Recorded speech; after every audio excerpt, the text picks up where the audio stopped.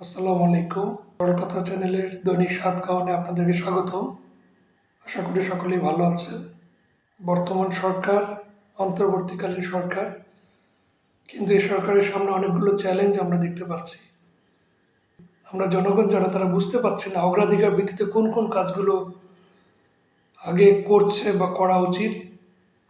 আমরা ১ মাস যেতে না যেতে যেই সমস্যাগুলোতে পড়েছি, সাধারণ মানুষ এই সরকারের কাছে যা প্রত্যাশা করে আজকে সেই বিষয়গুলো তুলে ধরব। দর্শক, আমাদের কাছে সবচেয়ে বড় এবং সবচেয়ে গুরুত্বপূর্ণ দুটি বিষয়। প্রথমটি হচ্ছে আইন শৃঙ্খলা। আপনারা দেখেছেন এবং আমরাও দেখছি বাংলাদেশের বিভিন্ন জায়গায়, বিভিন্ন জেলায়, বিভিন্ন স্থানে মব জাস্টিস যেটাকে বলছে, সেই মব জাস্টিস আমরা দেখতে পাচ্ছি।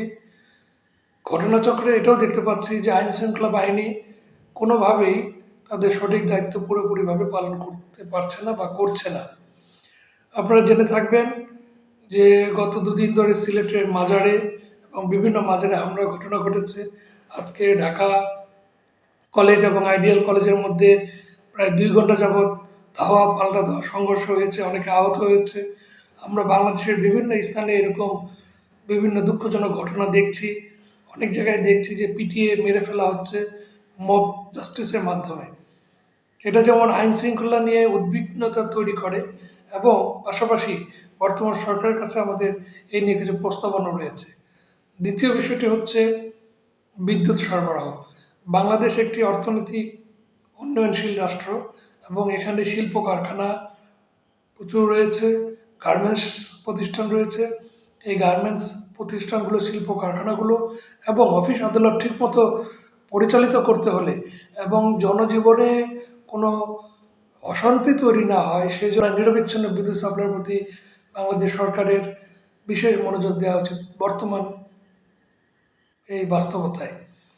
যদি না হয়, যদি এটা ঠিকমতো খুব অল্প সময়ের ভিতরে করা না হয়, তাহলে এদেশের মানুষ যারা আপাতত দৃষ্টিতে মনে করছে যে আমরা ভালো কিছু প্রত্যাশা করছি, তারা আশাহত হবে।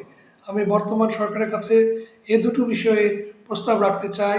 অতি দ্রুত আপনার আইন শৃঙ্খলার বিষয়ে কমিশন গঠন করুন এবং এই কমিশন দিয়ে আইন শৃঙ্খলা বাহিনীর লুপ হলগুলোকে দ্রুত বের করে ১ সপ্তাহের মধ্যে আইন শৃঙ্খলা বাহিনীকে বাংলাদেশের এই আইন শৃঙ্খলা পতনের যে কারণ তা নির্ণয় করে তদারকি করার ব্যবস্থা করুন।